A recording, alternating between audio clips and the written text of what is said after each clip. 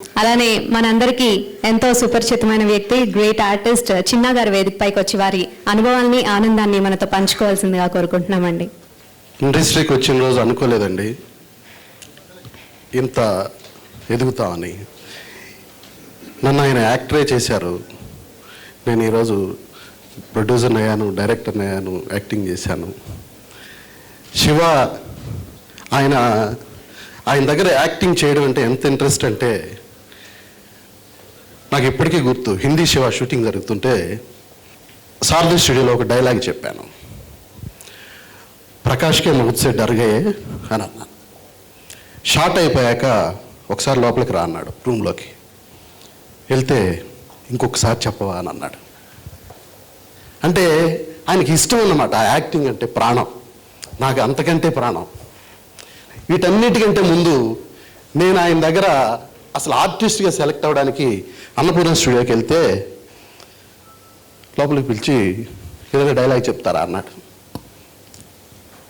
నాకు ఈ జీవితం ఇచ్చింది ఆ డైలాగే ఈ రోజుకి. ఎస్ చెప్తాను సార్ అన్న.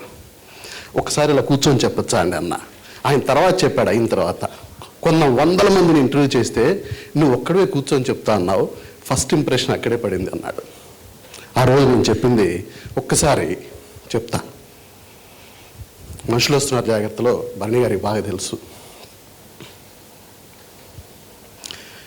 ఎస్ఏ రైటింగ్లో ఫస్ట్ ప్రైజ్, కాలేజ్లో ఫస్ట్ ప్రైజ్, స్పోర్ట్స్లో first prize, first prize, first prize, first prize. తగలబెట్టారా? ఇవన్నీ తగలబెట్టాయి.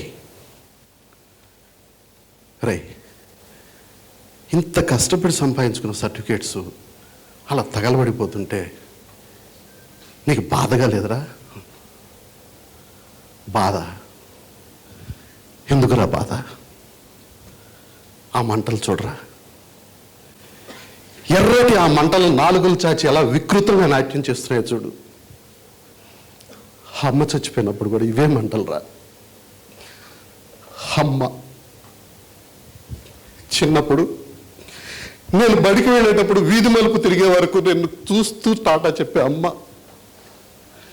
నా చదువు ఎక్కడ ఆగిపోతుందోనని నాన్నకు తెలియకుండా నా చేతి గాజులు కుదవబెట్టి చదివించానని చెప్పిన అమ్మ.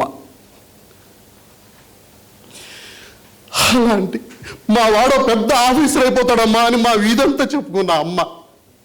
అలాంటి అమ్మ చనిపోయినప్పుడు కూడా ఇవే మంటలు రా.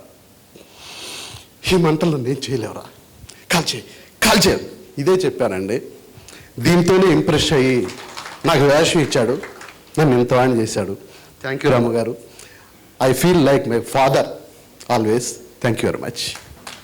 అండ్ నాకు బాగా ఇష్టం, నీకు గుర్తుందో లేదో నాకు తెలీదు, నాకు నక్షత్రాలు అక్కడ ఉంటారు, ఎవరో ఇంకా మనలాగానే ఉంటారు, వాళ్ళు ఉంటారు, వీళ్ళు ఉంటారు, ఎప్పుడు నేను మనసులో ఊహించుకుంటూ ఉండేవాడిని చిన్నప్పటి నుంచి.